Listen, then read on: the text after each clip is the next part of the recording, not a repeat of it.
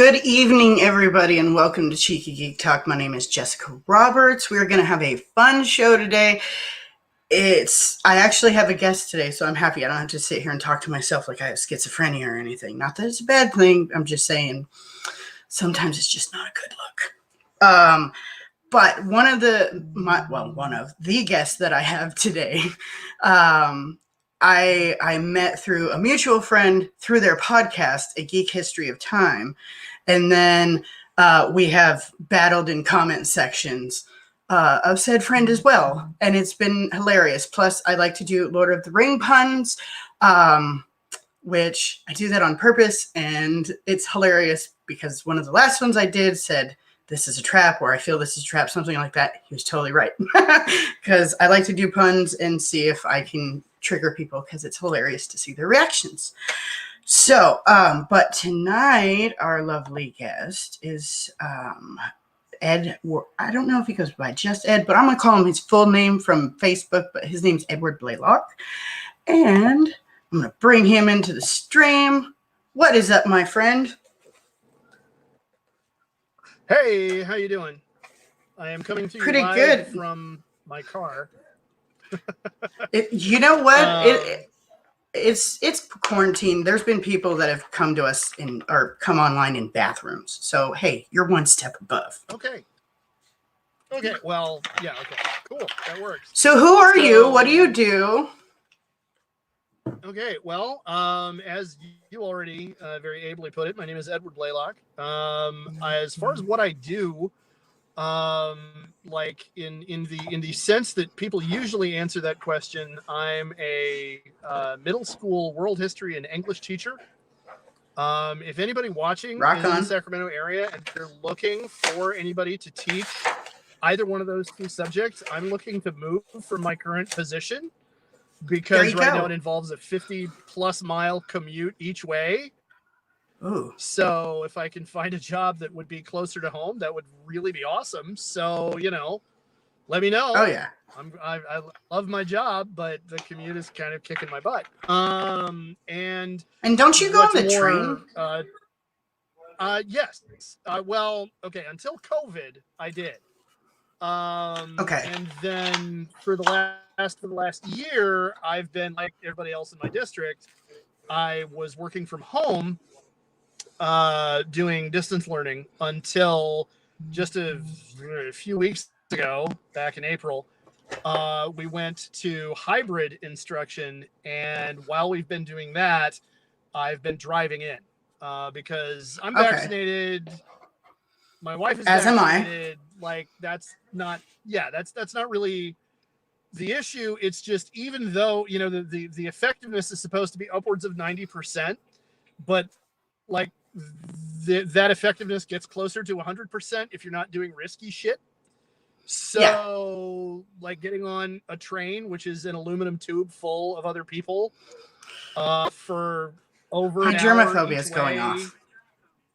Oh yeah. No, and normally I didn't literally until the coronavirus happened, I didn't think about the fact that I was essentially riding a slightly more elite version of the bus long distance.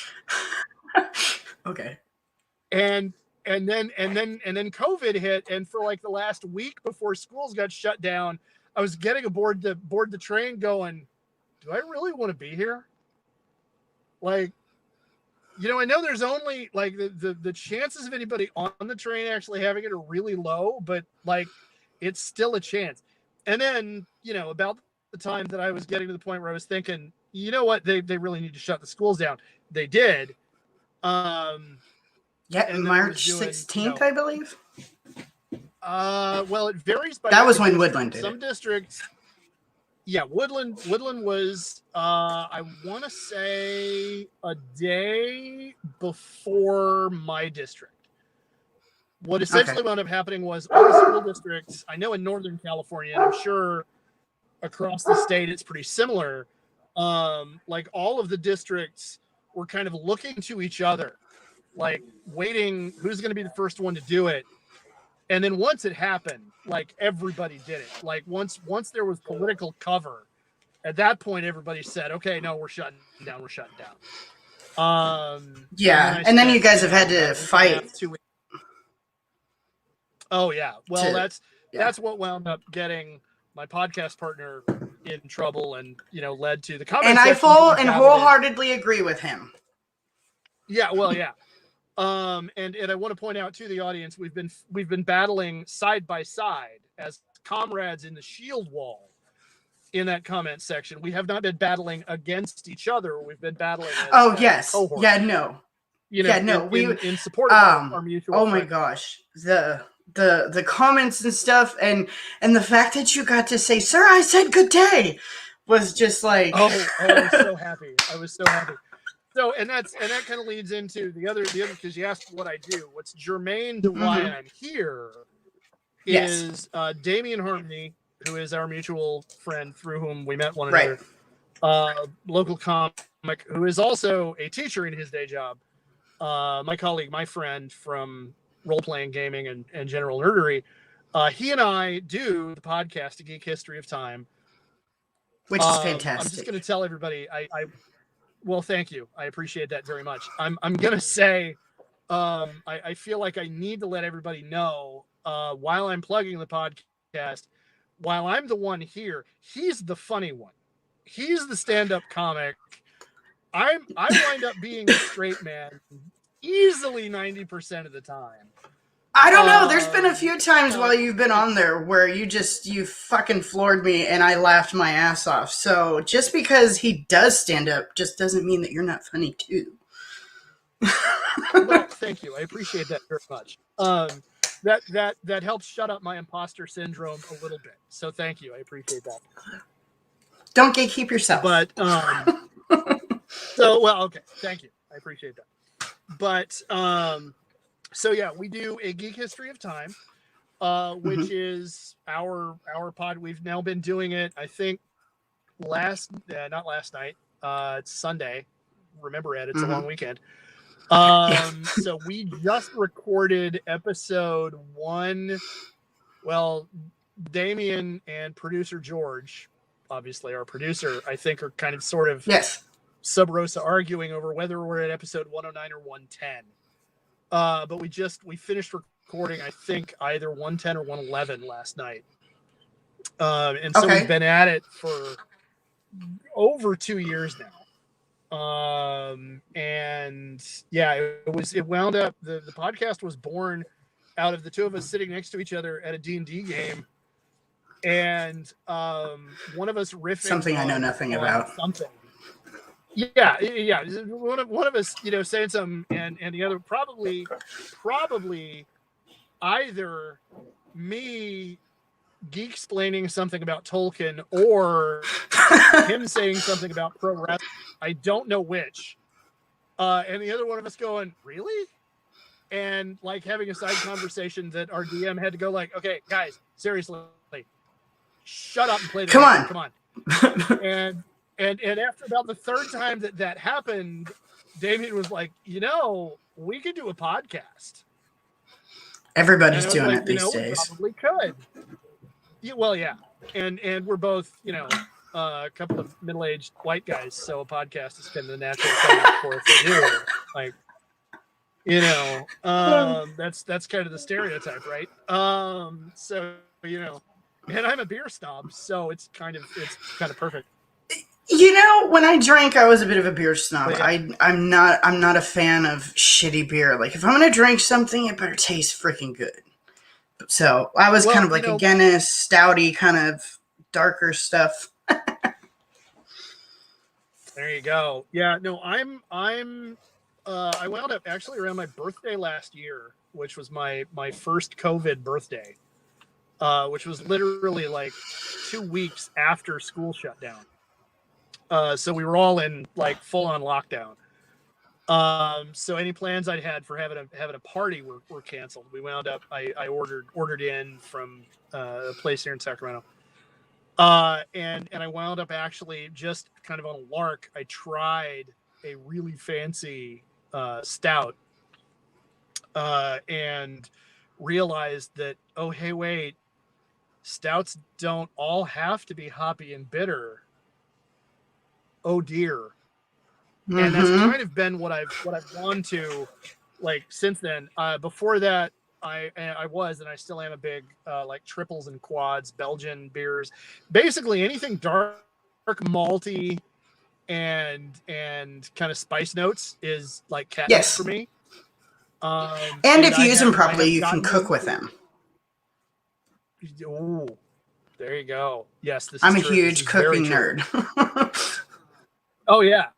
No, that's awesome. And so I've actually gotten into, I mean, you know, good-natured but impassioned arguments with friends and coworkers who are like, no, IPAs, man, IPAs. I'm like, no. Ew, God, no. Get hit in the face. If I want somebody to hit me in the face with a pine cone dipped in cough syrup, I will ask for it. And like, there are places on the internet I can go to find somebody to do that to me if that's what I really want. I don't like. Oh yes, I'm sure there is. So rule. I don't know if that's Rule 34, but rule something applies there. You know, it's somewhere on the internet. And so yeah, I don't. So that's my flavor, literally, for beers. I mean, I can drink an IPA like Pliny the Younger, Pliny the Elder. I've tried, and I recognize that it's a really, really damn good beer. It's just not anything I'm going to choose to order when I'm drinking for my own enjoyment, because it's a baseball bat. Like, if I want to get pine resin out of a baseball bat, I'll find a way to do that. Thank you. So yeah, I remember one of the times that I'd first met Damien, I was still drinking at the time, and I sat next to him and I was like, "Hey, do you want a beer? Like, do you want a drink or something?" And he's like, "No." And I didn't think of anything because sometimes people just don't drink. I don't need to dive into why, And then when I heard Drunk Tolkien, which is where this is kind of half-assed going tonight, I was getting so tickled because like you'd be like, I'm drunk, okay? Just hang on. And you just hear Damien in the background was like this little gleefully like giggle, like because I don't think he's ever been drunk. So it was just funny listening to a drunk dude. Yeah. No, I don't think so. Oh, yeah. Okay, so one of the ways that you and I met was the Talking of the Eagles. So my argument, because I was being a smart ass, and I probably was trying to trigger some Tolkien folks. Yes, definitely. And and so I was like, I don't understand. If the Eagles are there, why the hell didn't they just pick them up and drop them off at the damn thing and just throw the ring in? And then this is where you were like, madam. It's like, let me introduce myself. All right. Guess who's back again, kind of situation.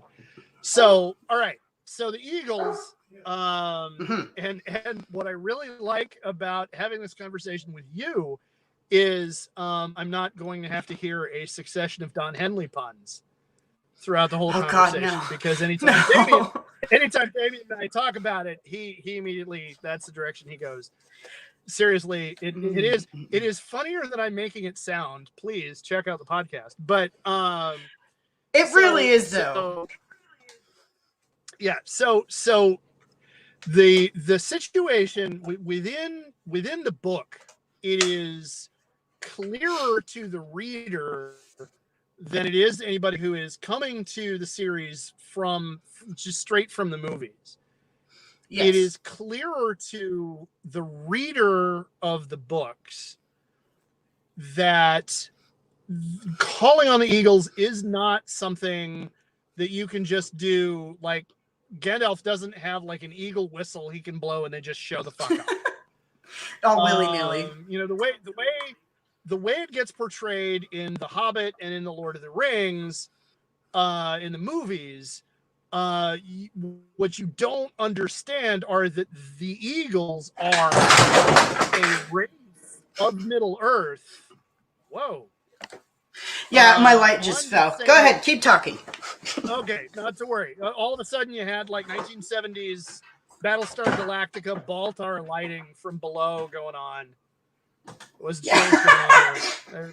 A couple of people get the reference there. But so I'm old. So, in the books, it's really clear that the Eagles are a race or a civilized race. They don't build, they don't need buildings or anything like that, but they are sentient. They are people in the same way that elves and dwarves and men are people. And so you can't just treat them like, the dog that you're going to call to go, grab the paper or your slippers or, carry the hobbits to Mordor. Number one. Okay. They have their own concerns, they have their own agenda, and it's just kind of fucking rude to just be like, oh, hey, come here, do this thing. Like, no. Taxi. The fuck? Like, yeah, pretty much. Number one.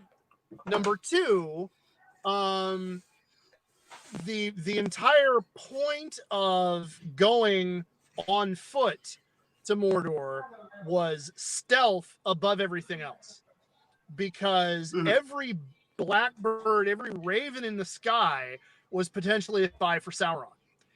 Orcs and goblins and every dark thing in Middle-earth was potentially literally like a camera Sauron could be looking through to spot you. So by going on foot and being inconspicuous, that was their best chance of getting there without having the armies of Mordor waiting for them when they got there, because like, oh yeah, no, we saw you coming, and like, let's be obvious and get on Eagles and ride the Eagles. Oh, hey, look, incoming aircraft, northwest. Like, they're gonna see that a long way off, and you're not gonna make it all the way to the mountain. Sauron, and remember that the Nazgul started riding Dwimmerlack bat dragon creatures, essentially kind of like wyverns, but not really. They had their winged flying beasts by the Return of the King. And so, the Eagles show up and, oh, hey, snacks, chomp, and we're done. Game over, Sauron wins. And those are the in-story mechanical explanations. But there's an even more important thematic one, which I get really worked up over in the podcast. And the deal is, you need to understand who was writing the book and why. Tolkien, like me, was or even more than me, was a devout Catholic. And so even when he tried not to write the books as an allegory, they kind of wound up becoming an allegory. Like he argued, like, to the day he died, and I'm pretty sure he continues to argue from the grave, that it was a fairy story. I didn't mean it to mean anything. This is not symbolic of any. No.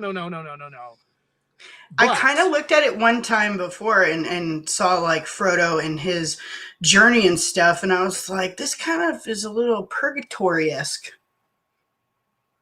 Yes. There's very strong purgatory vibes. There's very strong Christ figure vibes. A lot of analysis. Oh yeah. Like lots of people have actually spent academic careers talking about how Samwise is actually the hero, and Samwise is the allegorical perfect Christian, and Frodo is the Christ figure, but Samwise is the perfect Christian who follows him, and da-da-da-da. I mean, like, seriously, they're like, if you just go into Google and type up scholarly article Tolkien, like, so many now I'm going to have to do have that. spent so much. Yeah, so many people have spent so much more time doing actual research, and so it's a thing. And so the thing is, the Eagles represent symbolically the grace of God. The Eagles are literally a miracle. If you look at the last time when they actually do show up in the Return of the King, they show up when all is lost. There's no way they're going to get out. They don't think Right. they're going to survive. They have, in fact, like, in the movie, Frodo says, Sam, I'm glad you're here with me at the end of all things. Like, this is it. This is the end. And then, like the grace of God, like a miracle nobody is counting on, the eagles show up, snatch both of them out of certain death, and carry them away to safety. You pray for a miracle, you hope for a miracle.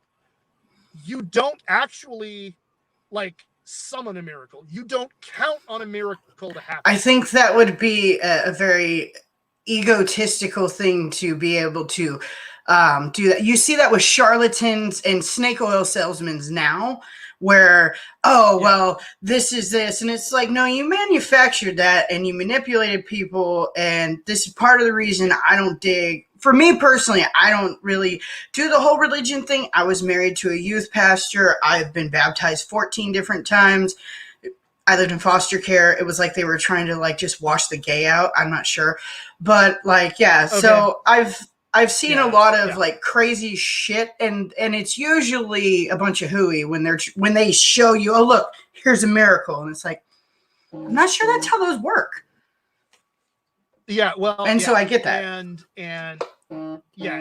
within Catholicism, like, the church with a capital C actually has, like, people who investigate this stuff. Like, if you're trying to claim there's a miracle, no, we're going to come here, we're going to question everybody involved, and we're going to, like, because one of the things I appreciate about Catholicism, one of the reasons that I found myself at home in the Catholic Church, because I'm a convert, for anybody who doesn't watch the podcast, anybody who listens to the podcast doesn't know, I became a Catholic as an adult.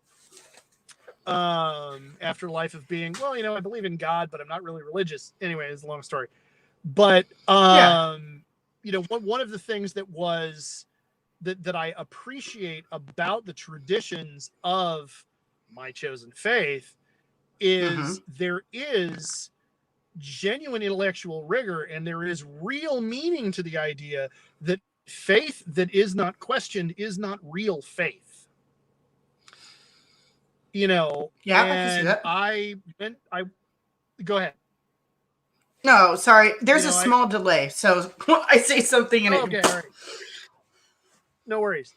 So, I had friends of mine in high school who went through periods of being born again, attending those kind of traditions of religious services, doing that kind of stuff.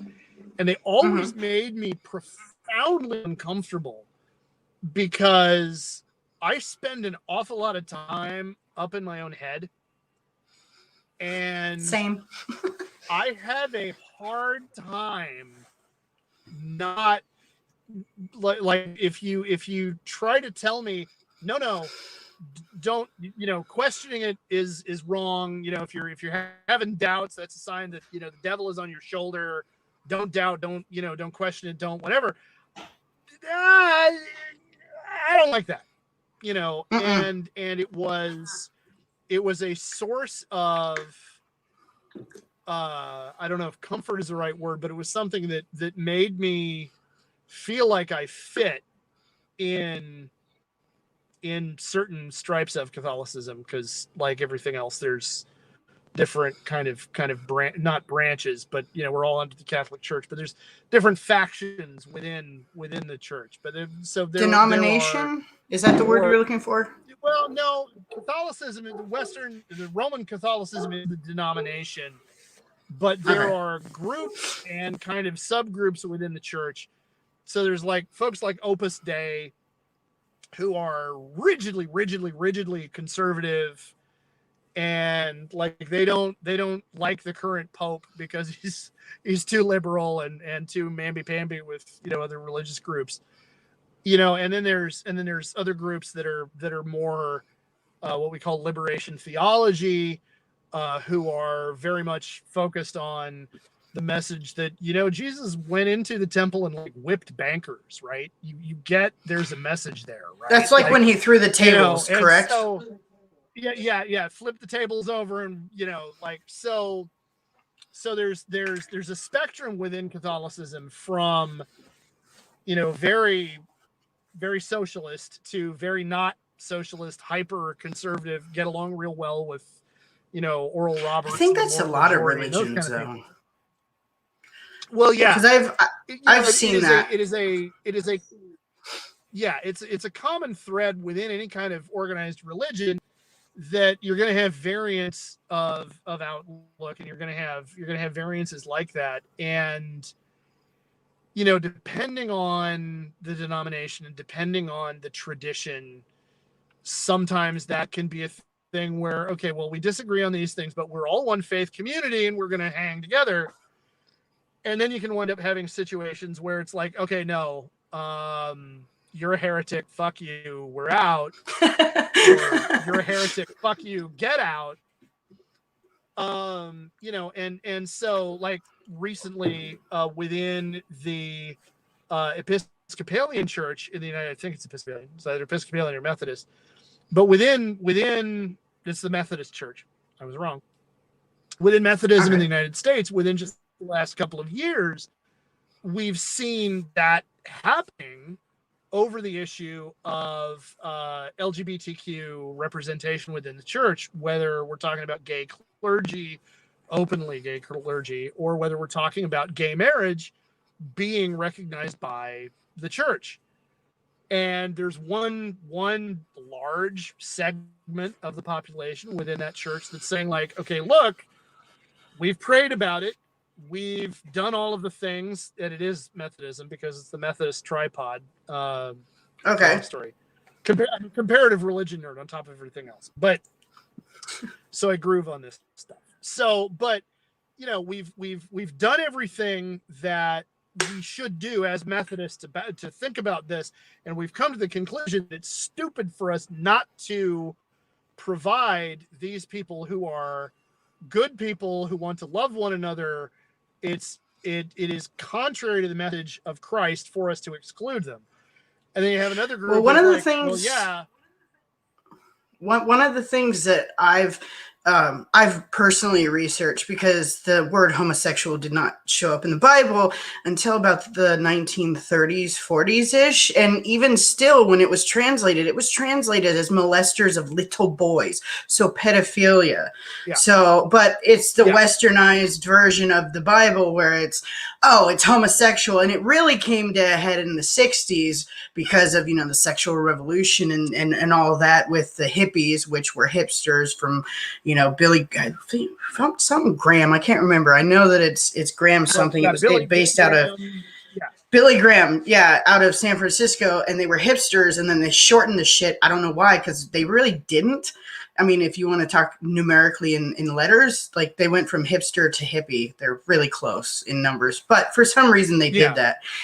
And that was a huge thing. The churches and everything. My mom was actually at Woodstock, and she was like, there were people literally trying to beat people with Bibles out there because like, you're all going to hell. And it's like, how do you know? Because this is my take on religion. How do you know that your one religion is correct? How do you know that your one religion, but if that's what you choose and that's how you choose to live your life, almost every religion tells you to do the same basic things. Live properly, don't kill, don't steal, don't covet things, and just try and do the next right thing, which all those things in sense are Christ-like. So, I mean, that's my take on religion. I don't give a shit who people worship. As long as you respect me, Yeah, no, and the not line, but the rationale is the best word I can think of right now. About partway through my second beer. Are we doing another drunk Tolkien? Kind of, a little bit, maybe. It's okay. I'm doing high Tolkien. But, all right, there you go. Perfect.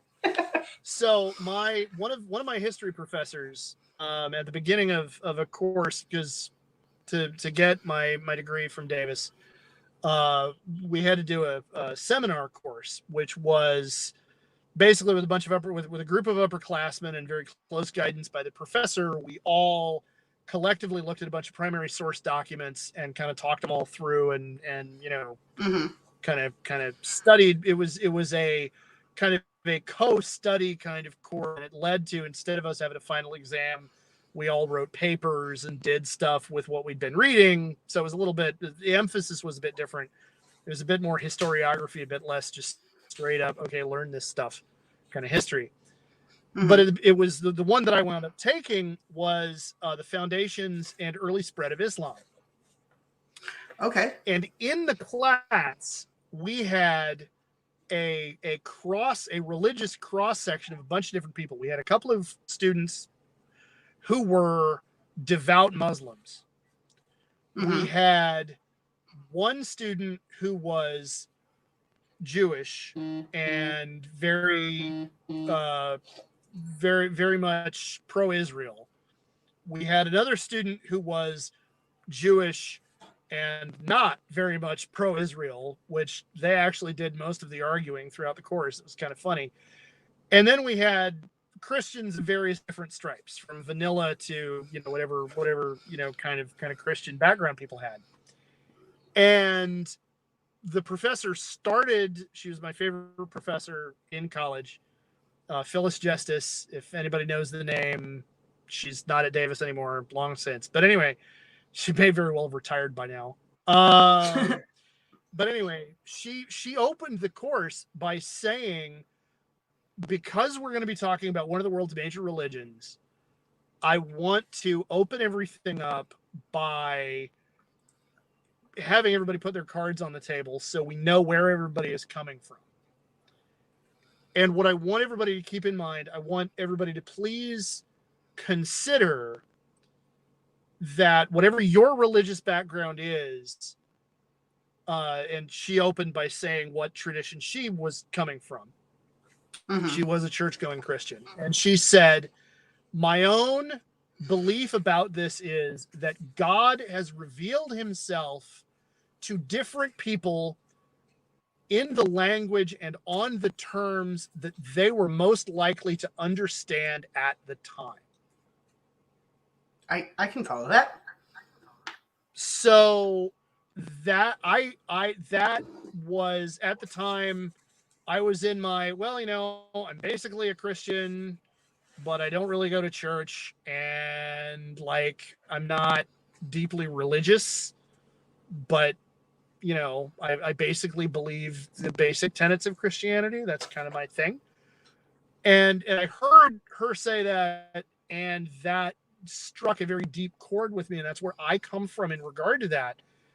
And both on a large scale kind of level and on an individual level, I know from my own personal experience, being a believer, which is a very important part of this whole, equation. Mm-hmm. But my own experience was, I had a very profound experience going with my friend who is now the godmother of my son, and technically also my godmother, but I was already an adult, so it kind of is a very different thing. But I had a very powerful personal reaction to the Mass, to the Roman Catholic rite. Mm-hmm. And I mean, without getting into the gory details of it, but for me, that was my truth. That was my moment of, okay, this clicks, this makes sense. I feel like I'm home, and it just it worked for me. So do you think that being a Catholic, and since Tolkien was a Catholic, do you really actually I know that you say you're in your head a lot, do you actually see the I guess parallels to Catholicism in his work? Because didn't he do the Screwtape Chronicles or something like that, where it's actually demon or some shit? That's his buddy. Very good, but that's actually shit. That was C.S. Lewis. Fuck, it's the wrong one. But yes, okay. It's worth noting, was an adult convert to Christianity. I don't think Lewis was a Catholic. He was Church of England. No, he was Christian. Yeah, because those were the books I was allowed to read. Okay, well there you go. He was what we call a crypto Catholic, which is to say, and that sounds kind of like it's a dig, but what it is a term. He was what in England they refer to as high church, which as opposed to low church. And within the Church of England, because remember, and now I get to wear my history teacher hat. Yes, please do. I love history. The Church of England split off from the Catholic Church during the reign of Henry VIII because Henry needed a male heir. And his first wife wasn't giving him a male heir. And so he went to now, and it's important to note at the point that we're talking about in his reign, where the events happen that I'm describing, he was a champion of the church. He had gotten in buddy with the Pope. Okay. And didn't the Pope get pissed off at him because he kept wanting to get divorces so he could have a male heir, like a proper one? Sort of. Well, sort of. So what happened was Henry was actually the second son of their father, Henry Tudor. Henry's older brother had been the one everybody had expected to take the throne. Before Henry VII, Henry Tudor, died, they had betrothed Henry VIII's older brother. Well, I want to say his name was Arthur, but I could be wrong. I might be confusing him with Arthur of Brittany, which is a whole different thing. Anyway, his older brother had been betrothed, had been engaged to the sister of the Holy Roman Emperor, Charles of what today we would call Austria, but also it was the same dynasty that ruled Spain and Austria. So it was a Spanish, what we call Spanish Habsburg. Wealthiest empire in Europe at the time. So anyway, his older brother had been married to the Spanish princess. His older brother died. So to preserve the alliance, the widow, who was like 14, the marriage had never been consummated. And so Henry VII went to the Pope and said, the marriage was never consummated, doesn't really count. We need permission for my second son to now marry the same woman. Because, marrying your brother's That's how they did weird like, shit back then. Of course. Yeah. Biblically, in the Old Testament, it was actually like a thing you're supposed to do. If your brother died, you were supposed to take his wife and kids into your household. But anyway, we're talking New Testament. If I remember correctly, didn't they used to do shit like that with like their fucking sandal? Like they would like come to talk to each other with their. I remember like Boaz and Ruth. Like I remember something about a sandal. Like that was different though. If you dig around in the Old Testament, you'll find all kinds of stuff that makes sense in an Iron Age semi-nomadic lifestyle when you're dealing with. Okay, no, look, we all got to look out for this. We all got to make sure we're not going to start a blood feud or anything. Like all of that stuff from the Old Testament is built around a culture. I actually had a conversation on Facebook with somebody who is Jewish, who has really studied the really ancient history of the Hebrew people and said, okay, look, all this stuff you're talking about, how weird it is. If you understand that we're talking about a culture, we're talking about early Iron Age, and we've got to worry we don't want to start a blood feud. That's what this is talking about. It makes a lot of sense when you realize this could get everybody killed if we don't find a way to solve it. This is how they figured out how to solve it when there was no way to know who the actual father of a baby was. Like, this is how we do this. But getting back to Henry VIII, so he got permission from the Pope to marry his older brother's wife, essentially widow, and then a bunch of years later, they've been married. However long they were married, they had 3 daughters. or at least 2 daughters. I'm in my second beer. I don't remember the numbers, but so they had at least Mary. They had at least Mary and Elizabeth, but they didn't have any sons. And he needed sons for political stability, so he went to the Pope and he sent his guy, Cardinal. I want to say Cardinal Wolsey, sent his guy to the Pope saying, "Get me a divorce. You got me permission to marry this chick in the first place. Get me permission to divorce her now. For the sake of the Kingdom of England, I need a male heir." And Wolsey, without the excommunication part, because from what I understand, if you're a Catholic and you get divorced, yeah, I need an annulment. In modern terms, I need an annulment, which I can talk about getting an annulment. It's a long story, but anyway, so he sent Cardinal Wolsey. Mistakes were made. The woman I'm married to now is the love of my life. She's wonderful. I have a life before that I don't like to talk about. Anyway, shit happens. Shit happens. Yes. So he went to Cardinal Wolsey went to Rome thinking, I'm Cardinal Wolsey. I'm a big shot. Everybody loves me. I'm going to get this thing. It's not going to be a problem. He went to the Pope, and the Pope said, wait, stop. I gave him permission to marry this woman in the first place. You think I'm going to turn around and say, no, sorry, it was a mistake?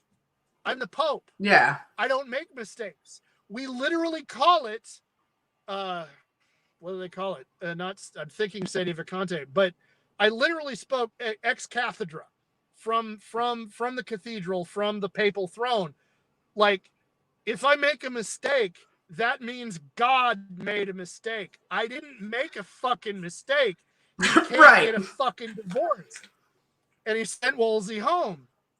Wolsey wound up about 8 inches shorter.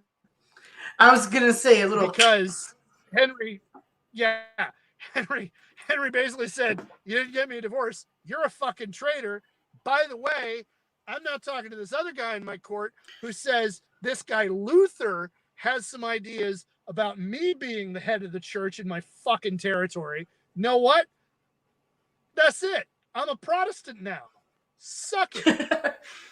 Yeah, and if that isn't the biggest white privilege fucking flex, I'm just saying, especially when it comes to being a dude.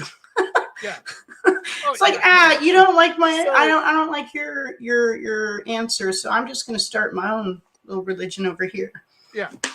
Well, so that what that led to was Henry basically saying, England is no longer, we're not doing anything with Rome. We're not Catholic anymore.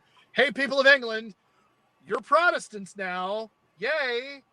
The Archbishop of Canterbury is now the dude. Like, the Pope ain't got nothing on us. And he established the Church of England because it was a central tenet of Luther. And I could get talking about Martin Luther like forever. But one of the things that Luther said was that number one, he also basically said, fuck you to the Pope. And he basically said that a secular ruler, and this was partly a political move on Luther's part because he needed protection from the Pope and the Holy Roman Emperor. But he said that local nobles and local rulers had authority over the church in their territory because they had been anointed by God, because it was the early modern period, late Middle Ages, and that's what everybody believed. And so that led to the Church of England being basically Catholic in every way, except they don't acknowledge the authority of the Pope. And so within the Church of England, there's High Church, which is really close to Catholic, all the incense, all the ritual, all of that. And then there's Low Church, which shows up later and is less formal and less, like a little more lax. Farther away from Catholicism. C.S. Lewis was a High Church of England guy, who had some really strict ideas about Christianity. He's really an example of somebody being a midlife convert who really, just gave it his all. It. Yeah. And I have read the Narnia books and I have read the Lord of the Rings. And what I find funny is, in my opinion, as a fantasy fan and a nerd, and as a Christian in the broad sense, I really find Lord of the Rings to be a much more powerful allegory than the Chronicles of Narnia. And Tolkien, again, I think the Chronicles of Narnia was more like a reprieve from the war, really. It was like, oh, let's go to a fantasy land. Because wasn't that really set up in the war times? I haven't read them in a long time, so I could be just space casing. The Pevensey, the Pevensey kids went to, like, in the very first book, they're going into the country to get away from the war. I think I want to say he wrote them after the war. I don't remember when they were published. I'd have to look it up, but he wrote them after the war. He used the experience that so many kids had of having to leave London and go out into the countryside to avoid the Blitz, as a kind of as a touch point or a touchstone for his readers. I don't think he was writing those books during the war. I want to say we're later. No, he actually wrote them in. It was written in March of 1949 and then published in 1950. So I just Googled. Okay. Yeah, good. So there you go. Something we do on Jihad a lot of the time. Like, no, I got corrected about I'm still embarrassed about the fact that he pointed out I was a decade off in the date I had written down for the Berlin airlift a while back. So, but anyway. Oh, well, one of the things that I wanted to touch on before it got too late is part of your Drunk Tolkien, you guys start talking about whether the ring corrupted people and who like really got fucked on it. And I think Samwise really gets a shit rap in this, because you were talking about how Tolkien had come back from the war and, his religion and his wife was taking care of him and stuff like that. And I don't know when he wrote Lord of the Rings, because I did not actually research that. I'm sure you do. But my thing is I think that Samwise is very much a maternal figure, kind of like someone that Tolkien wished that he could have taken with him during his battles, because Samwise is pretty fucking level-headed for the shit that he has to go through. I mean, Gimli is very, very weirdly bright in a sense, but Samwise was kind of just like always sticking up for him, always trying to protect him, and really getting shafted in the end for it. But Gimli is my spirit animal. I know. Gimli. I like him. Well, especially because but another thing was the elven lady, where he requests her hair.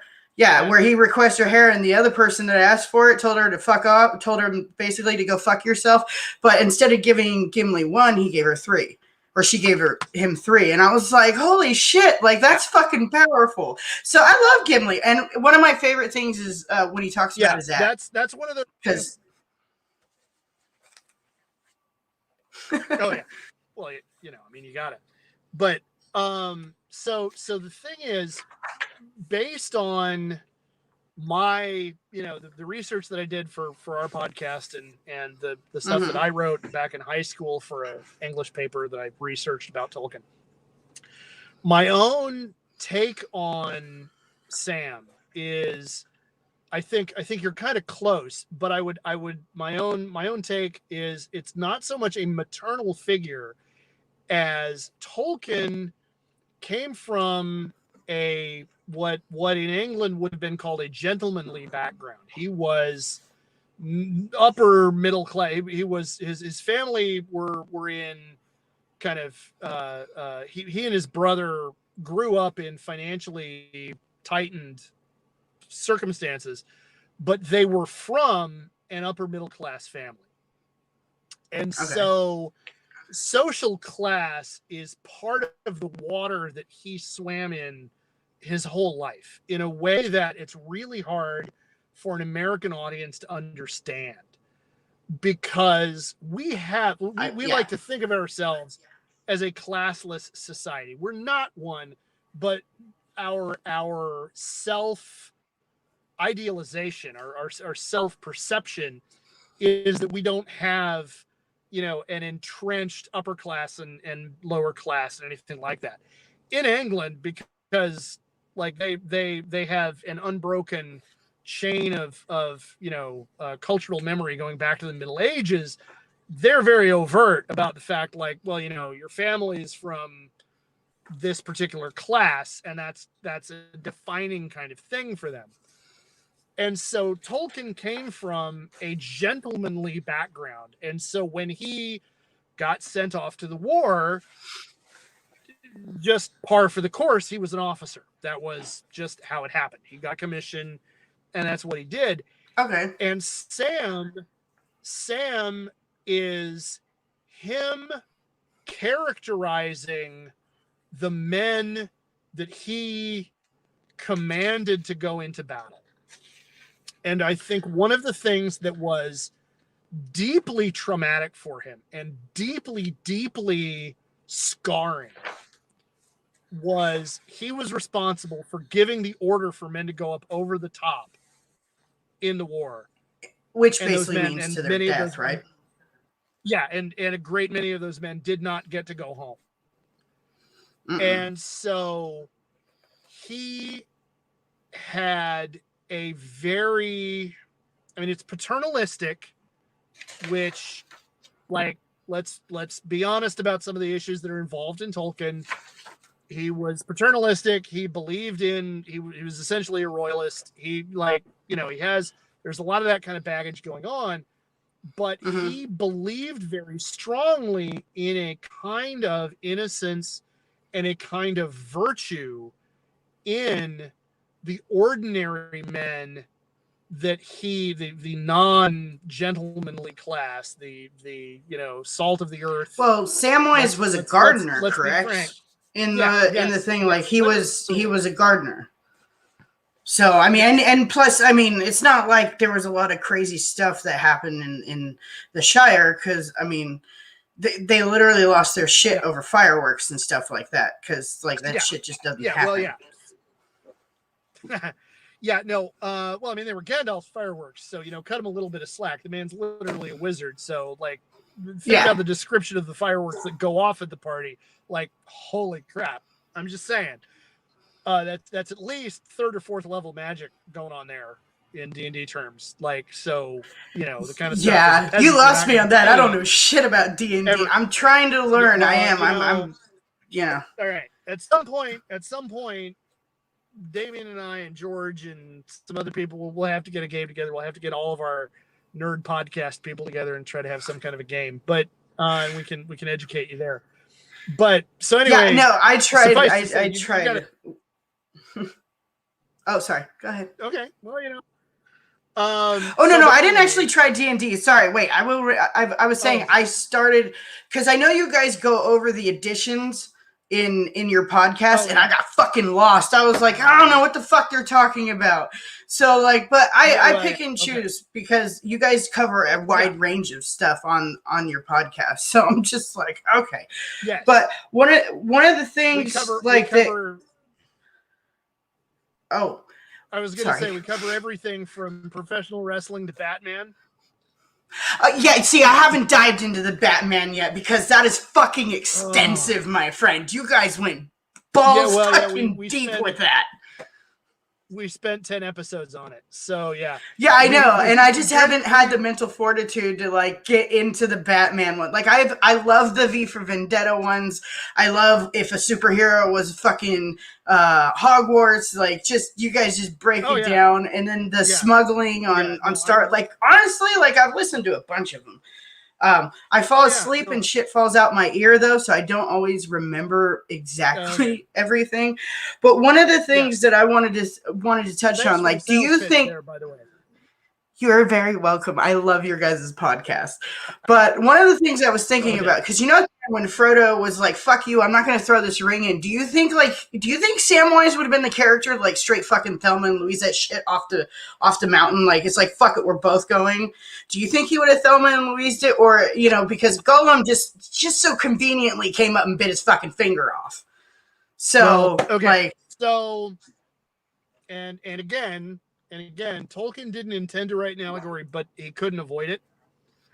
mm-hmm. Is my take on it. And the thing is, I think what's the mythology that's involved in the story, the Mm-hmm. themes, and there's a great article that an author friend of mine shared actually just today. Is that the one that you just shared? Because I got like halfway through it. So yeah, I actually started reading that, and I thought it was very interesting. I just didn't get to finish it yet. Within geekdom, within nerd culture, we like to pick stuff apart, and we spend a lot of time looking at, okay, wait, let's look at the plot points here, and how does this all tie together, and how does this hang, and where are the weak points in the net, like where are the holes that stuff can get through. Oh, absolutely. And I think it's important. Yeah, and that's fun, and that's awesome, and that's great. But especially with a moment like that in the Return of the King, I think it's a moment that it's important for us as readers and viewers to take a step back for a second and think about the myth that's being told and the larger truth within the theme. Mm-hmm. And the idea that was central to that whole moment, and really kind of to the whole series, is the idea that in that moment of ultimate testing, Mm-hmm. failure is human. Failure is what happens to us. And sometimes it is the most broken amongst us, and those with the most damage who wind up saving us from ourselves, and though and also kind of at the same time the symbolism of the ring being so powerful that Frodo, who is a Christ figure, like all the way through the trilogy up to that point, the fact that the Christ figure fails in that moment says an awful lot about Tolkien's outlook on everything that the ring symbolizes: power, technology. Those are the two big ones: industrialization, all of that stuff. And then that Gollum is so consumed by it that Gollum winds up snatching it and destroying himself in the process. Huh. A little Trump-esque for me. Yes, very much. It says something about, I actually wound up writing a very pointy-headed essay for a friend of mine for his blog about the Lord of the Rings and about the nature of evil in the Lord of the Rings, and why the Lord of the Rings is one of the most profound things for me in terms of what I've read and what I've taken in my life. The things that the book says about the nature of evil, I think are really, really powerful. And that moment with Gollum is a moment where that is particularly clear, and particularly powerful, because Yes. he is so thoroughly consumed by the ring that he winds up, snatching it in that moment, and it literally destroys.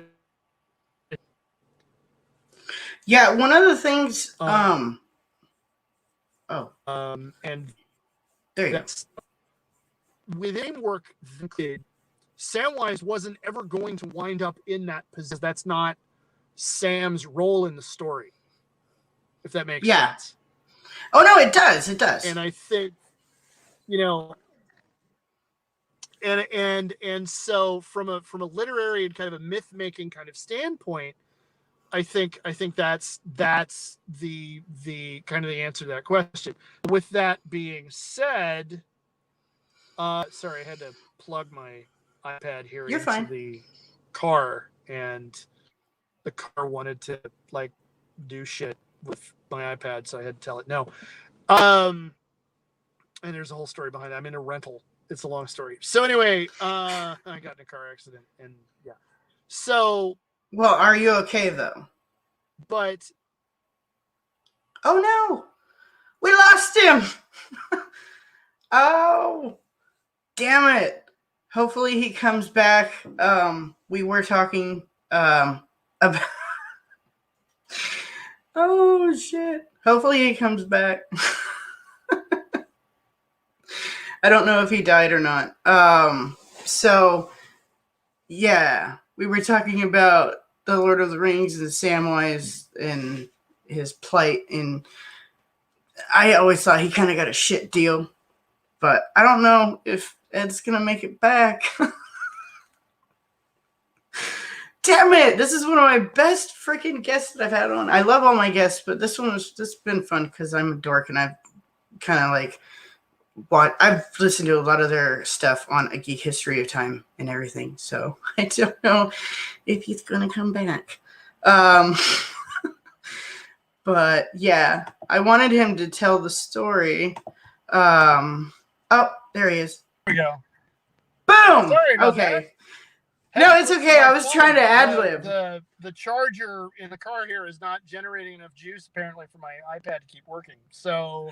Oh, no worries. Sorry about that. So anyway, I got so completely locked out trying to solve that I forgot where I was. But anyway, to actually give you and answer your question, so I don't, cop out. I think had Mrs. Tolkien pushed him, because there's a story about his wife that's involved in the whole thing that happened at Mount Doom with the Eagles. Had his wife pushed him to do it, and his kids said, "Okay, no, Dad, this is shit. No, Gollum, really? Come on." I think Sam probably would have cut Frodo's hand off in order to save him. Okay, so not the whole body, no, but just the chunk. Yeah, because Tolkien had an idealized view of the relationship of the gentry, which Frodo represents, and the common man, which Sam represents. And so Sam, as the idealized Christian peasant, would not have killed Frodo, but he would have done what was necessary in order to dismembered him so that we could save the world. Yeah. Do one of the things that I've noticed, be it Lord of the Rings, Star Wars, because that's my jam. I'm just saying. But not that you wouldn't know from looking at my fucking Facebook page. But like Lord of the Rings, Star Wars, Marvel, all of them have a really... They all have a person, place, thing, or lots of things that are trying to literally wipe out races. And it's really strange because a lot of this stuff was written around the time of the Nazis and stuff. So obviously I feel that there's a lot of, I don't think Star Wars was written around that time, but the other ones, freaking, a lot of they I mean, because you got Captain America punching Nazis, you got freaking, you got all of that, and I think it's very a sign of the times in a weird way, but it's really strange because like even now we have the Boogaloo Boys, we have Proud Boys, we have Trumpers, we have idiots that try to say that white supremacy doesn't fucking exist, and there's a my joke. Podcast partner about that. Yeah, no, it's fucking bullshit. I've actually read the piece. Kind of a bugaboo for I have fucking read the crap what is structured white supremacy. I've actually read the thing that he had for that, and it was awesome. Yeah. And I was sitting there, I was like, fuck, I do a lot of these. So it's kind of like a little eye-opening for myself. I was like, ugh. So but one of the things that I've always noticed is that damn near every time, there's never been a story where they didn't fucking win. I mean, eventually, obviously there are parts in the books where it's like, fuck, you don't know if they're going to win. Yeah. But by the end, even Harry Potter, everything, it's always led up to they always win. And like even in the Star Wars franchise, you had Ben Solo in the newer ones because people hate the fucking newer ones, but whatever. And you got Ben. That's just me. Huh? They shouldn't, but that's just me. No, I absolutely don't think that they should because people are bitching. Okay, I'm going to nerd for a second. People are bitching about the fact that Rey didn't know how to fight and all this sword shit. Motherfucker, it was only 1 fucking year. 1 year. From the start that you met her to the end, it was 1 fucking year. Like 1.5 years maybe. And it's like, okay, how about you learn how to be a doctor in 1.5 years? It's not going to happen. I hate it.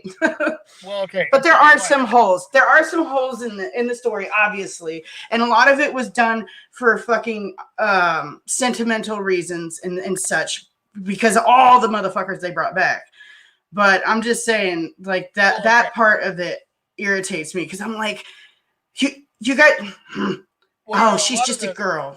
Yeah, a lot of the bitching and moaning that I've seen, I won't say heard, but that I've seen because I've read it, online, is from guys my age, from kind of my background, who wanna complain about Rey being too powerful and Rey, being able to fight, a trained, Sith Lord, after only 20 minutes. Okay, I want to tell all those guys to back up and look at the original trilogy. Luke trains for, I want to say it's less than 1 year. Yep. And then he goes up against Darth Vader, his fucking dad. Anakin Skywalker, who was a veteran of the no shit Clone Wars. Oh yeah. And kicks his ass. And there's a great interview with Freddie Prinze Jr., who did voice acting for the Clone Wars and Rebels. Yes.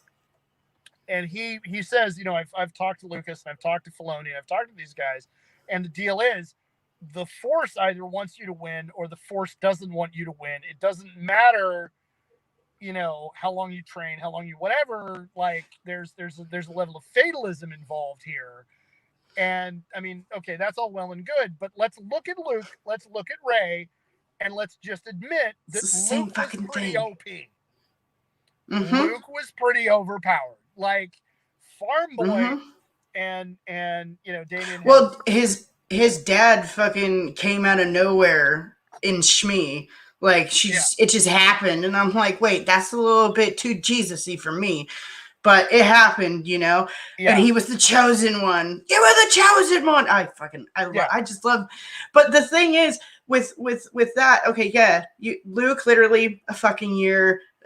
Rey a year. Everybody's super powerful. Everybody, even fucking Anakin. He's too powerful. And here's the thing that irritates the fuck out of me about the Jedi. For people who are always talking about don't have fear, don't have fear, don't have fear. Them motherfuckers are fearful of a lot. Well, yeah, and if it had been if the prequel trilogy had been written by somebody other than George Lucas. And I know they're going to be like, I know I'm going to get messages on Facebook from like random fanboys who are going to come after me about this. But if I think you underestimate or overestimate how many people watch this show. Okay, well, but if the prequel trilogy had been written by anybody but George Lucas, I don't think there would be so many problems with, or actually, let me backtrack. I think that issue of, for, as you say, for a group of people who espouse don't be fearful, fear leads to this, leads to suffering, leads to dark side, yada yada. For a Mm-hmm. group of people who have that as their mantra, they spend an awful lot of time being scared. There's an awful lot of depth and nuance involved there. And had that not been written by George Lucas, I have more money than God, everybody working for me is terrified of saying no to me. Right. There could have been an opportunity to say something really powerful there about that very point. But by the time the prequels got made and we saw, okay, no, this is what the Jedi Order looked like, that Ben Kenobi was talking to Luke about. Lucas had the ability to just say, okay, well, no, we'll do everything in post. I have all this money. I'm this, massive big shot. The Mm-hmm. original, the a big part of the reason the original trilogy is as tight, story-wise as it is, which is not, setting a pretty low bar, but the reason, there's not, like, you can go back and look at interviews with the cast, the crew, everybody who was involved in the original trilogy, and it was like Lucas had this really big idea. And I was like, holy shit, that'd be awesome. But we don't have the money, or we have no way of doing that with the technology that we have available to us. So let's change that to make it this other thing that we can do. Right. And by the time the prequels got made, George Lucas was George Lucas. Dirty Rich. Big basso profundo reverberation, behind the name. And so he owned literally ILM and Mm-hmm. could just say, okay, well, we're going to do all this green screen, we're going to do this, that, and the other thing. And he had so much money and so much power that he didn't have anybody saying no to him anymore. And it's kind of a cliche, but it really is true in creative circles like that. No is a really powerful driver for creativity. Mm-hmm. And so one of my biggest problems, and as I've gotten older, I've come to appreciate the prequel trilogy more than I did. Mm-hmm. They give a lot of information in that, and there's, especially because you got fan fiction, you got all the books and stuff, which I'm starting to read now, which I think I'm on Ahsoka right now. Okay.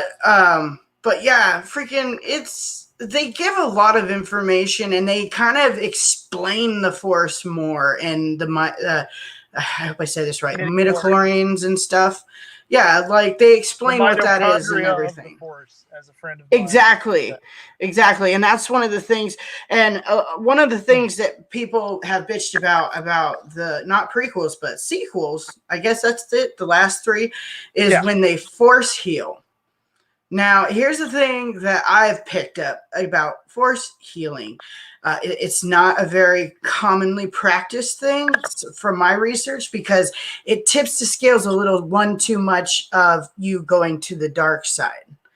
From what I've found of it is that the reason that it's not a very widely commonly known thing between Jedi is because they kind of stopped its practice, because I guess people were going one side or the other. I could be wrong. I'm not. That would be a good question for Damien, because here's the deal. I'm a big fan of Star Wars, but I am not nearly as I'm not nearly as steeped in the lore of the expanded universe as he is. Yeah. Well, that was one of the things that people got pissed off about. They're like, okay, if they could have force healed, why didn't they force heal Qui-Gon Jinn? Like, You know, they could have, Well, he just got okay. stabbed, you know, you could have forced it, but also it takes from you, from what I understand. That's why Ben Solo died in the end, is because he That's saved her. yeah. I mean, in that instance, that's the way he did it. I don't. Yeah, and I'm just gonna say, as a sword nerd, gonna throw this out there. When you get run through in the manner in which Qui-Gon Jinn did, there ain't a whole lot. Like, no, yes, like to use D&D terms, if you cast a healing spell on somebody who's already dead, it doesn't do anything. That's true. That's true. Like, so if anybody wants to come at anybody with that argument, I'm gonna be like, no, sorry, no, doesn't work that way. But You need technically, to Rey resurrect was them. dead. Rey was dead, and Ben brought her back. Oh yeah, right. Well, okay, fine. Technically, Fine. I mean, if we want to split those hairs a little bit, I mean, that's part of the. And then if you think about, okay, here's another nerdy thing. Okay, so Ben tells the little face of Darth Vader, he's like, I'm going to finish what you started. Yeah. But it didn't end up the way that you would think. It actually, because the way it started with his detour, Darth Vader's detour into the dark side, was he was super fearful that, you know, Padme was going to die in childbirth. So that's what really started him kind of dabbling, and what's his face was like, I can show you how to do it. Doku? Palpatine, yeah. And so in the end, he actually did finish what his grandfather set out to do, which was to stop someone from dying. Yep. But I was a little peeved when at the end, because I love the movies and everything, and I love all of it. But I was really pissed off at the fact that at the end she's like, my name is Rey Skywalker. I was like, fuck! I knew that was going to happen. I just knew it, the whole fucking thing, because I knew it was going to happen. But at the same time, I'm like, I don't think you're, no. Just no. I didn't really have that. Didn't really hit any buttons for me. What left me disappointed was I wanted to see more of Ben Kenobi. I wanted, yes. or Ben Solo rather. I wanted to see more of Ben Solo. Ben Solo, yes. I appreciate the arc that they came up with for him, but as far as I'm concerned, Finn, Rey, Poe, and Rose should have wound up in a 4-person polycule together. And then Ben Solo should have been, because I mean, come on. Look at yeah, I know. Basically, if they would have had all of them together, they would have just created a younger version of the original. Yeah, but like, you would have, you know, be overt about the fact that, like, no, we're all no, we're together. Like, no, together. Like, for real, just go there, do it. It's, you know, science fantasy, just do it.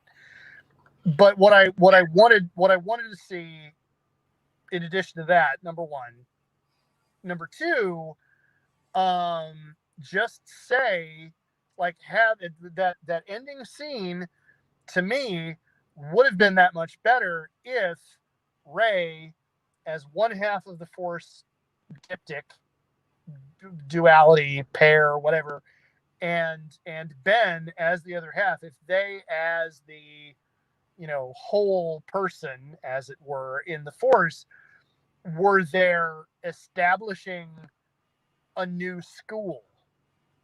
Yes. I'd have been like, okay, there we go. And from here, they are the last of the, they are the Skywalker line having reached its end, because, you know, Rey isn't with Ben, she's with these other 4 people, or the 3 people.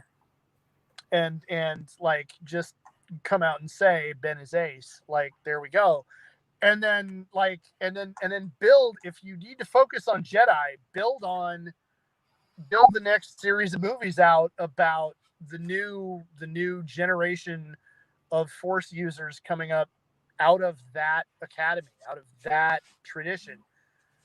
Me personally, I want to see the original I want to see the first Jedi Master. I want to see that story. I want to see how it came to be, how they figured it out, how they knew that they had this shit. Like, I want to see that because it's something. It's and who knows, we might get it with Kenobi going on and Mandalorian and all the other stuff that they've been putting out. There's all sorts, and basically they're just, it's kind of like WandaVision and Falcon and Winter Soldier. It's basically just hemorrhaging the brand to make as much money as possible at this point. Well, but I will say Mandalorian was fucking amazing. Well, okay. Yeah, no, Mandalorian was absolutely amazing. I nicknamed my car the Razor Crest, which may have been a mistake because it's in the shop being worked on right now. That's beautiful. Damien pointed that out to me when we were recording that's going to be in an upcoming that exchange is going to be in an upcoming episode. He pointed out, do you think maybe nicknaming your car the Razor Crest was a mistake? Oh crap. I've been having my sister's been on here messaging. She said that she was mad that they kissed. I loudly said no in the movie theater. Yeah. No, I can believe that. I didn't. Yeah. So did you see the different, I think I posted it, but it was the similarities between Han and Ben, like their fighting style and all that. And I was like, I didn't notice it until I saw it on a fucking TikTok, which I'm kind of mad about, but hey, whatever. I didn't see it. I didn't notice it until I saw that meme, and then I was like, oh my god, that's brilliant, and I want to go back and watch the whole trilogy again just to see that. And yeah, I honest to God, I want to see like a whole movie about Ben Solo, like seriously, because as Ben Solo, I really like that character. I liked Rey's character a bit because I lived, like I said, I lived in foster care. So her getting dropped off on a planet, she don't know where the fuck she's from, you know, and then just her trying to battle this, am I good? Am I evil? Am I good? Am I evil? Because when I was in foster care, I got you're going to turn out to be a product of the system all the time, or you're going to be successful. And so like I was sitting here watching it, and then like there was a couple of times where I literally was just caught off guard with how similar, even though it's fucking Star Wars, that it was to me. And I was just like, all right, well, I don't know why I'm crying, but okay. And then like, and again, I think that's what you're talking about. I think is one of the things, going back to that article that I shared on Facebook earlier today. I think it's important for us to remember that what you're talking about and what you experienced there is the reason why we tell stories in the first place. Exactly. And it's why we need myths, and it's why we need to have metaphor, and we need to have fiction. And it's in a galaxy far, far away and long, long ago, but the parts of her experience that are well, maybe not universal, but that are metaphorically true, right, for you, are incredibly powerful. Yes. And I think for me, and I'm kind of taking this in a little bit of a different direction, but it's something I feel very strongly about, that, the characters that we see on the screen, Rose and Finn, and in Rogue One, the panoply of characters that we see on screen in Rogue One, and to broaden it a little bit, to look at the Marvel Cinematic Universe and look at Black Panther, and to look at Captain Marvel, and to realize that there is a really important reason why representation is critically important. Absolutely. I really hope that they put Suri in as the Black Panther she has in the comics, and all that other stuff. Like I just watched a video. It's like a fucking ad for a video game, and it was Suri talking as the Black Panther, and I about near fucking died because I was like, please. Yeah, no, like that's amazing, and I want to see that. Like, I totally want to see that. When so I got really angry, like really, really powerfully angry, right after episode. Hold on, episode 4, 5, 6, 7. After episode 8, when everybody was complaining, spoiler alert, about Luke dying and the nature of his arc. Because here's the thing. I That thought that it was a a G moment. way to go out. Yeah. As a 40, I don't want to say year-old guy, who is a teacher, who has had a certain level of life experience, what Luke chose to do and the way that Luke went out in that movie left me crying. Oh, same here. Same here. Like, because, and so many fanboys, so many guys my own age who look like me, cishet white guys with beards and, a beer gut, saw that movie, saw that ending, and went on the internet and were just furious about, that's not Luke. Luke wouldn't do that. But here's the thing, all the shit that Luke went through, training the new kids, seeing what he saw in Ben, again, fear, like there's so much in that thing. And then when Bray meets him, he's literally a crotchety old fucking hermit. Like, and he doesn't want to be messed with anymore and doesn't want a teacher. So it's like, I'm done. GTFO, I'm done. Go away. Leave me alone. Yeah. Exactly. Is number one from a strictly storytelling cinematic level viewpoint. This is the story as Luke tells it the first time. This is the story as Ben tells it. Then this is essentially the real story as Luke tells it the second time, when he's having to be honest about everything and admit to what he fucked up. Yeah. That number one, that's taken basically verbatim from Rashomon, which had me nerding out because the whole idea of the Jedi Knights, the word Jedi comes from the Japanese word Jidai, because the Jedi are based on Jidai Geki movies, which has historical samurai drama. Yep.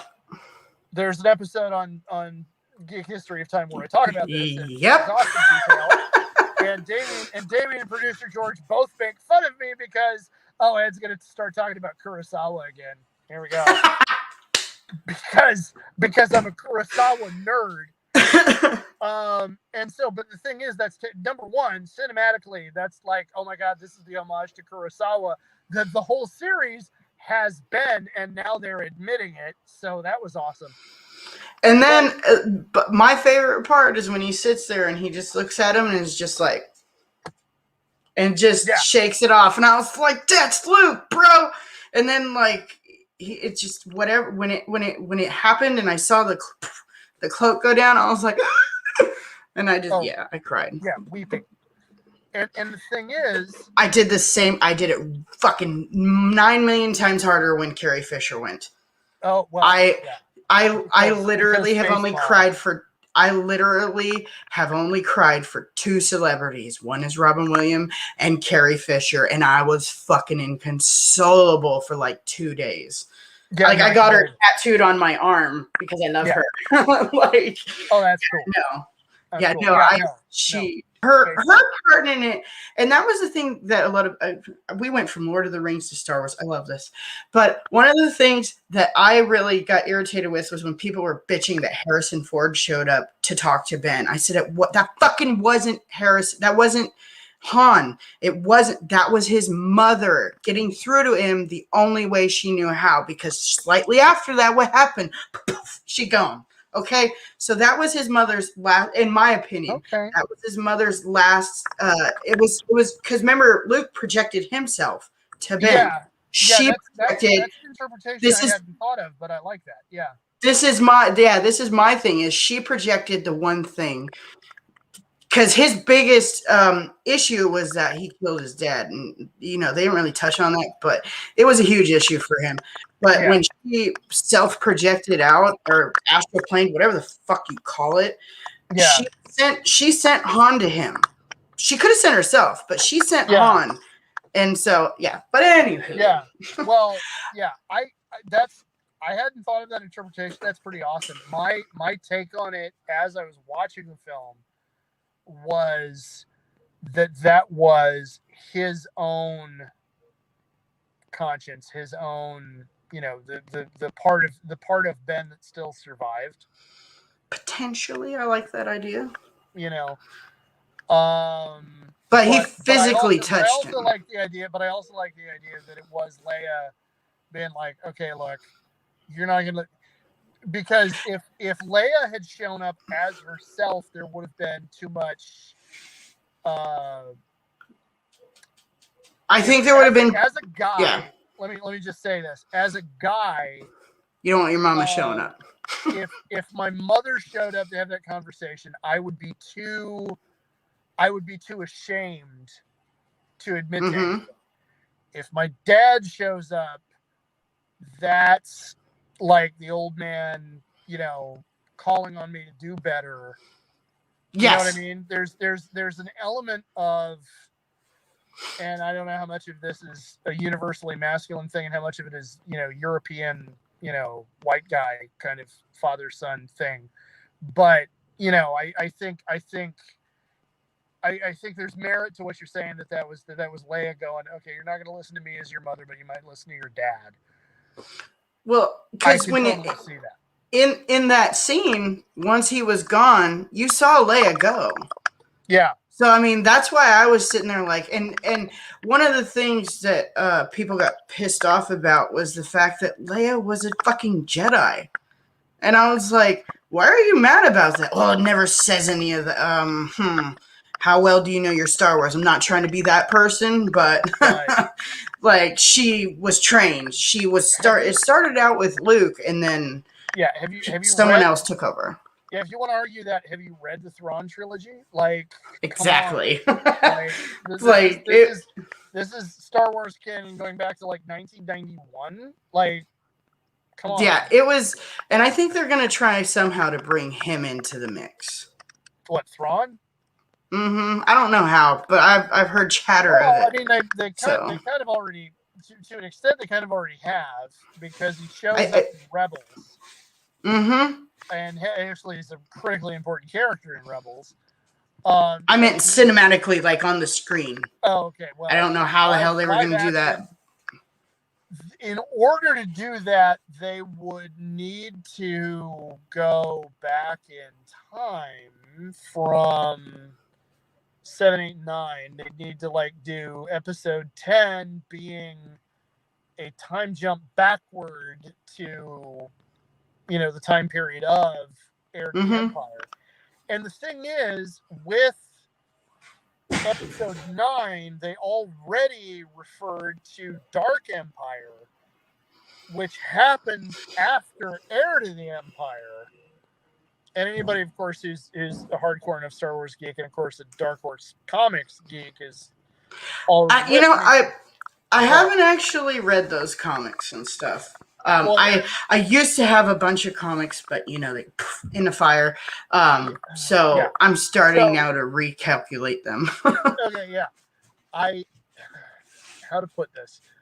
I very much recommend, if you are a Star Wars fan and if you have read the Heir to the Empire novels, I recommend strongly that you read Dark Empire as a series, because it says some things that I think are important, and it develops some characters in ways that I think are important.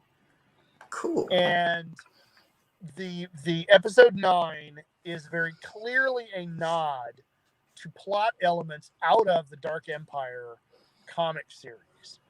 which Okay. was canon until Disney said none of it's canon anymore. It's all legend. Whatever. But they've gone and they've reintroduced stuff out of legends into canon in different ways. The whole idea of, and again, spoilers. Pause. It's not spoilers at this point. Okay, well, I'm really careful about that stuff, but because I didn't actually manage to watch episode 9 until it'd been out for over a year, because Todd. I watched it in the theater the second day it came out. Yeah. The first day I was too late. Oh, yeah. So I had the central plot twist of episode 9 ruined for me because I went out to dinner with my wife and son. Oh no! And in a restaurant, somebody was talking about it loudly enough that I was like, "Really? Really? The movie hasn't even been out 2 fucking weeks." Really? Oh yeah, no, I absolutely, I have literally fucking unfriended people for dropping spoilers on Star Wars. I don't give a shit. I've warned people, do not do this. I will not be okay with it. This will piss me the fuck off. Yeah. But anyway, I did want to get to one quick thing, because I thought that the fucking story was absolutely cute. Tell the anime story about the sword at your school. Oh, okay. So, one of my 11,000 million hobbies that I spend some time. Part of my problem is there's a whole lot of stuff I like doing, and like I'll get back into something and I'll do it for a month, and then something else will come up and I'll get into doing other stuff. But anyway, I understand that. One of my hobbies is historical European martial arts, HEMA, and so I study fighting with a sword. I study sword fighting.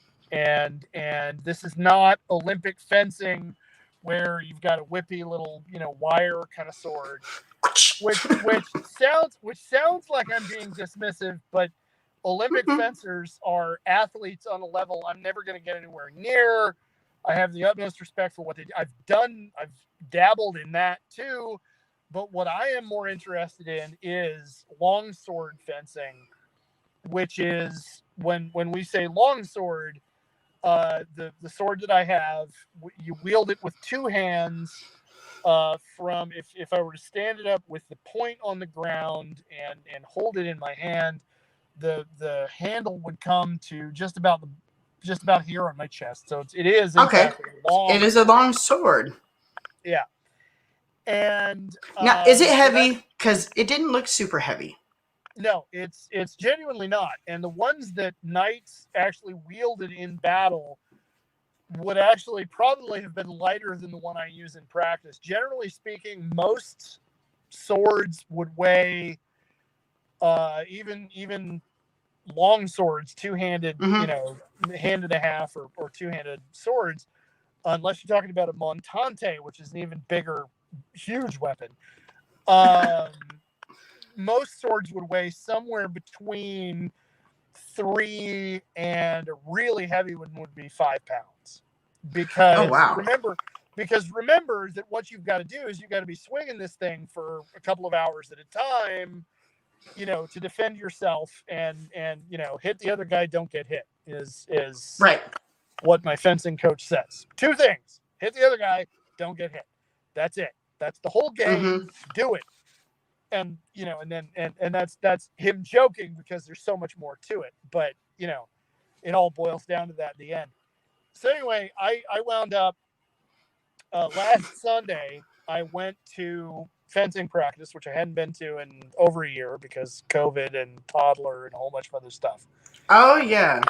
And so I had my Federschwert, which in German means feather sword, which is our practice sword. Okay. I had that in my car.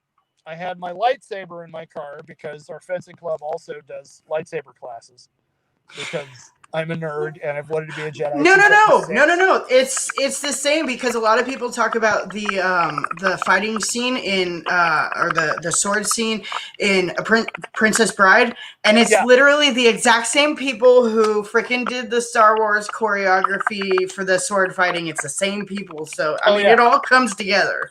Oh yeah, and anyway, I could get all pointy-headed sword nerd about the differences in fighting style between what you see in the Star Wars movies and Western fencing. But anyway, so I had my practice sword in my car. Uh-huh. And then I was driving home from work and I got rear-ended. And I had to take my car to drop it off to get it worked on, and I had to get the rental, which I'm sitting in right now. And anyway, I forgot to take my sword out of my car at home. Oops. So I had it at work. I wound up taking my sword out of my car at work, stowed it in my classroom, and then dropped my car off at the shop to go to get a rental, and then went home in the rental, and then whatever. So anyway, my sword was at my classroom because of this. And in the process of trying to get rid of part of my beer snob gut, I have been walking regularly while I've been at work. I've been going out between the time that I'm teaching over the internet and the time that I'm supposed to teach in person. I walk away from campus and I go for a 30-minute, 40-minute walk around the little town where I'm teaching. And on this particular afternoon, I wound up having other stuff come up. I didn't have time to go for my walk. I'm like, well, okay, I got to do something because, I want to continue shrinking around, Yes. I'm already a short guy. I don't need to shrink vertically, but I need to shrink horizontally. So I need to do something, exercise. What am I going to do? And I look across the classroom and I go, well, okay, I've got my sword here. All right, fine. If anybody gives me a hard time, whatever. So I grab my fencing sword and go out to the field, out to one side of campus, and I go through and I do 15 minutes or so of fencing drills, just swinging it in a pattern and trying to work on my footwork and work on my balance and everything else. And I get done and I'm walking back from the field back to my classroom.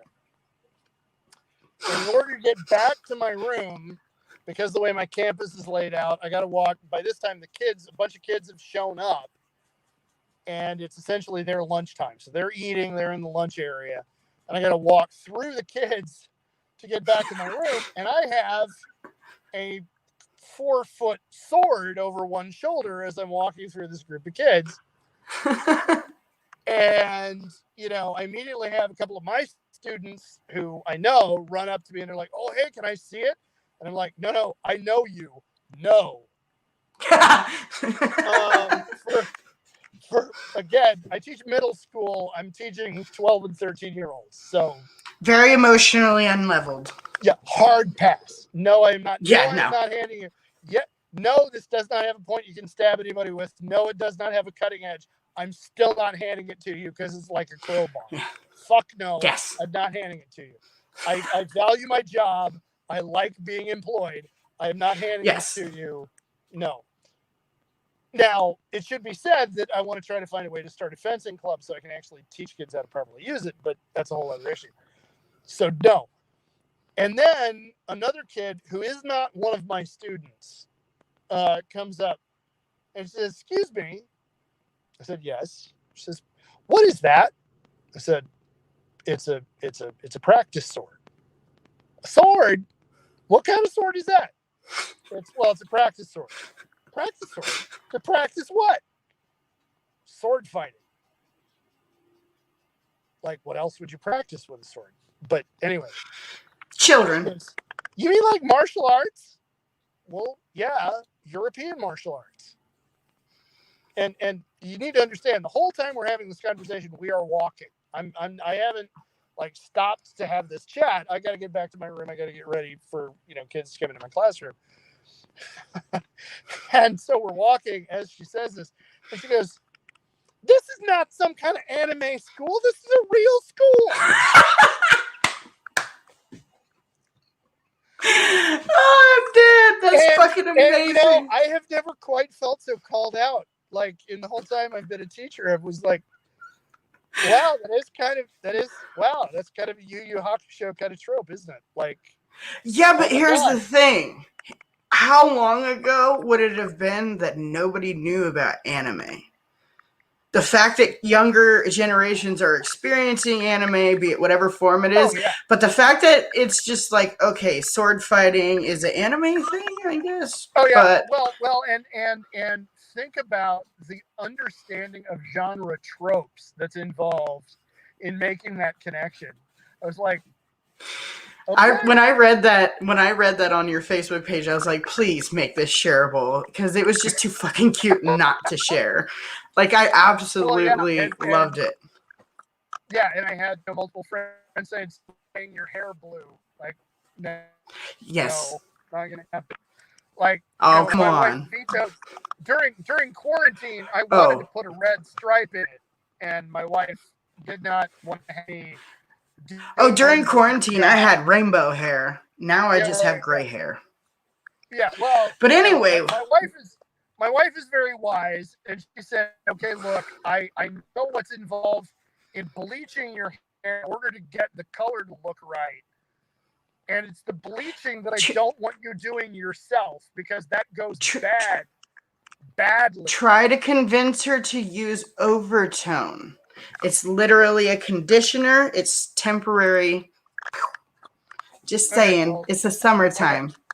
I think she's watching right now, so I'll have that conversation with her Oh another crap! time. No, I've seen your wife in the comments section. She feisty just like you. Don't send her to me. No, hell Not, no. not sending her.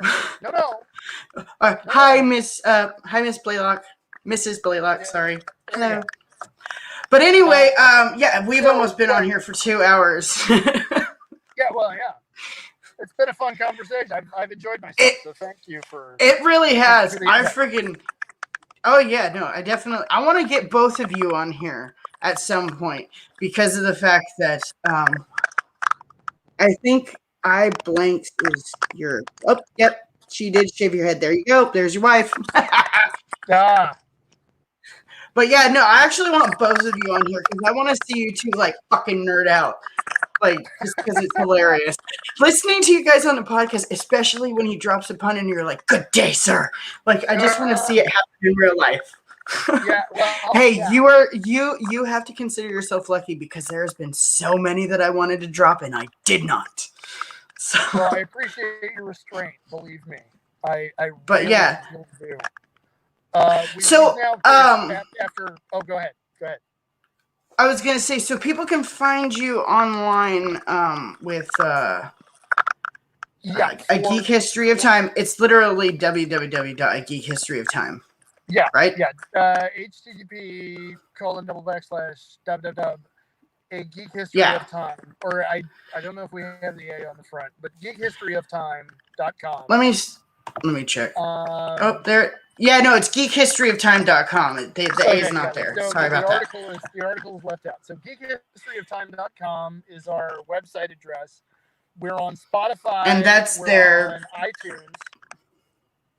yeah, So please, that's their little dealie right there. yeah, we have there's at this point 108 or 109 episodes are available for you to choose from. And don't you have people like all over the world listening? We know we have listeners in multiple foreign countries on several continents. That's have rad. had, I don't know how habitual they are, but we have had listeners in India and Australia, I know. So yeah, we have a global reach. We don't have a huge audience yet. We're every day we're trying to work on building it. And yeah, we touch on all different kinds of branches of geekery. Because one of the things that he and I Yes. figured out really early on was there are a couple of areas that we both kind of have in common, and we're both huge nerds. But there are vast areas but in a good where way.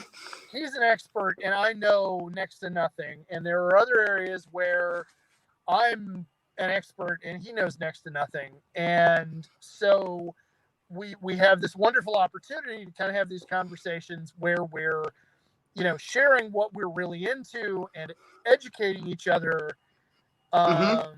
And kind of the twist that we have is we work really hard. The tagline for the podcast is where we connect nerdery to the real world.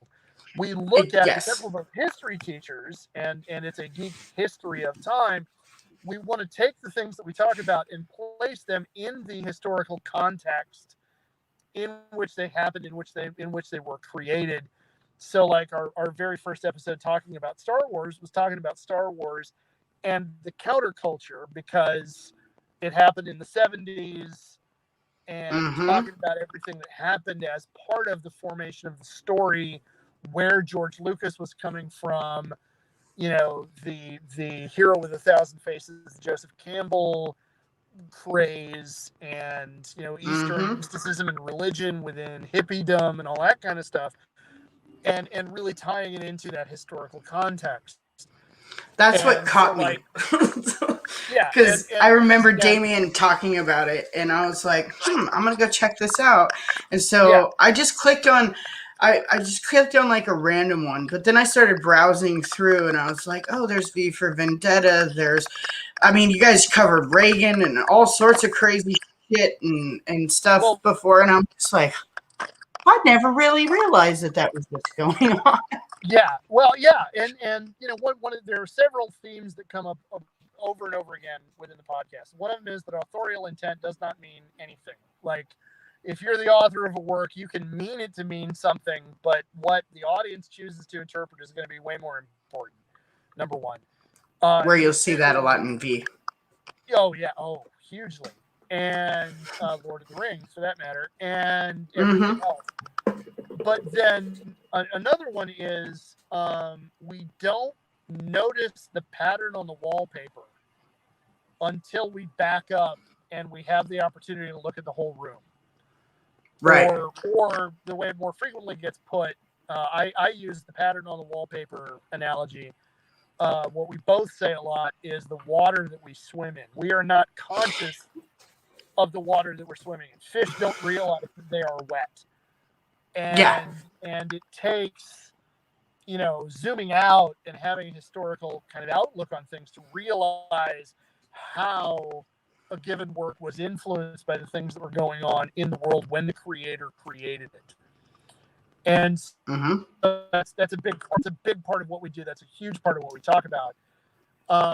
And so we just got done. The series that we just got finished talking about was Damien going deep on wrestling in the 1990s and developments within across professional wrestling, which is fascinating stuff. And he's an expert on it, and like he is. Yeah, He is I kind of topically.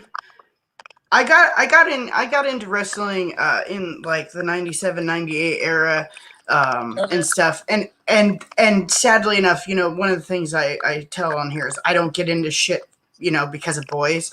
Well, that one was because I was in 8th grade and I was like, everybody's talking about SmackDown and shit like that. So I was like, okay, I'll go watch this so that I can talk to them. And then I got sucked into it.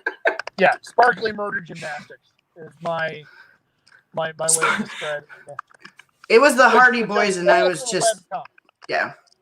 It's not my I can't take credit for the term, but I think it's the most fitting way to describe it. And yeah, so he is a super fan for that. I'm a Tolkien super fan, and I'm the guy who is the classical science fiction nerd. So we just got done talking about wrestling in the 90s, and the next series that we're going to get into, and right now I don't know how many episodes it's going to take, is I'm going to be talking about Dune by Frank Herbert.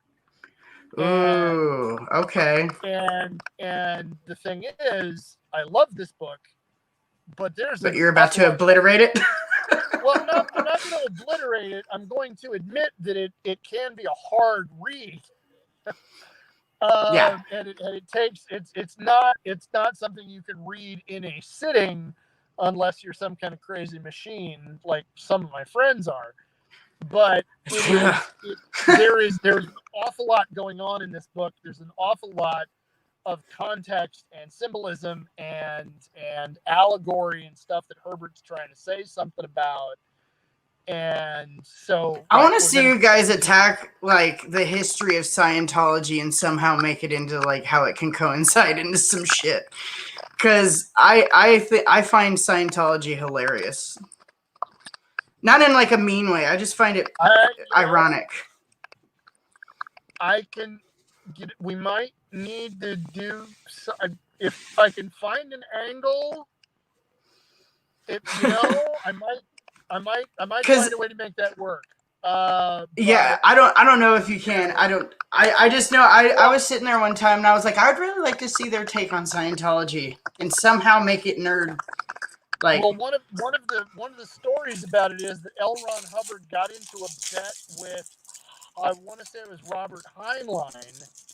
Both of them, of course, science fiction authors. Both of them big names in the 50s and 60s in science fiction.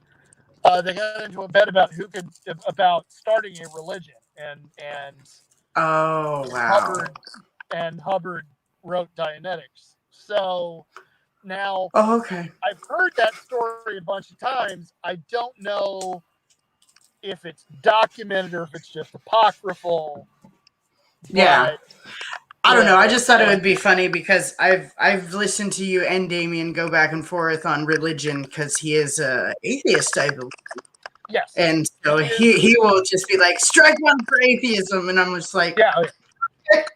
Well, yeah, and he loves to use the tagline, checkmate atheists. Yeah, I know. There's been a couple times where I'm like, huh? Because even you, I think you and I have both had the same reaction a couple times. What? Well, that's Damien being Damien. That's him for you, though. So he's him, yeah. So, but if people, if people definitely, if you have an affinity for history and if you have an affinity for nerds, that's one of those things that you definitely should get involved in and start watching or listening to. I don't think you guys don't ever record like your self like this. So, but no, it's definitely, I mean, we're not fun to watch. Yeah, no, we always have a plan. We always have like, okay, this is what we're going to be talking about, period, kind of thing. We've only had one episode, like we've done one episode where it was just the two of us riffing on something, and it was back, I want to say late last March or April, and it was wash your goddamn hand. Was our I remember that.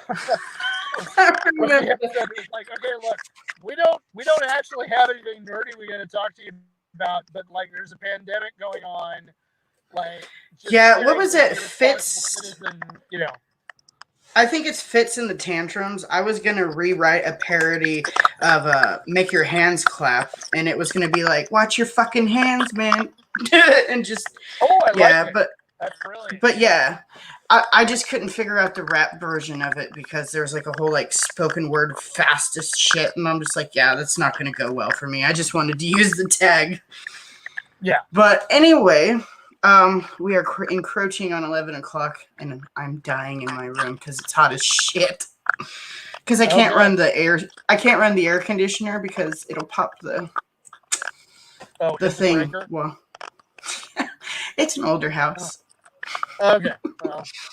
But anyway, I'm super stoked that, and in a weird way, this is like kind of like our way of meeting each other face to face. A little bit, yeah. Yeah, because like we've seen each other online. We've fought in a few battles side by side. I still love that one, dude. The guy was just moron, and it was just so beautiful. Well, people. Anyway, it's an abiding thing for me that I don't get how some of those folks don't learn how to read a room. Like, oh no, what I think is fucking hilarious because it happened last night and a few other times with other friends' posts where they're like, "What the fuck? Why are you even in this room?" It's like it's not there. It's not a room, honey. It's their page. Fucking telling you to go. But no, that was Yeah, that happened last night too. And I'm like, no, we're not gonna do this. And it just so happens I scrolled up and found it. But I don't necessarily 100% enjoy fighting online, but there was an incident recently about Pearl Harbor and some other stuff that someone said they were going to teach me in a very mansplaining way. And I was like, hold the phone. And I just fucking let him have it. Yeah. No, I don't do that shit. I don't do that. Well, let me teach you something, sweetie. I'm like, let me teach you about a timeline. And I literally went through the whole timeline of fucking Pearl Harbor and how everything broke down to the purple box to every fucking thing that I knew of. And my friend was like, be nice. And I was like, nah, you crossed the line when you said you could teach me.